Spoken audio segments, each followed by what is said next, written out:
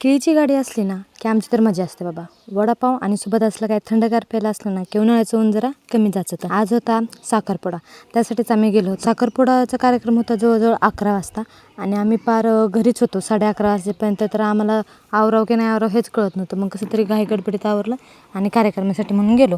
पण तिथं गेलो आणि कार्यक्रम ह्यांचा काय 2 तास उरकेनाच. मग ह्यांचं आम्ही डान्स वगैरे बघितला, ह्यांचं एंट्री बघितली, जेवण वगैरे केलं आणि तिथेही जाऊन मस्तपैकी थंडगार पेलो.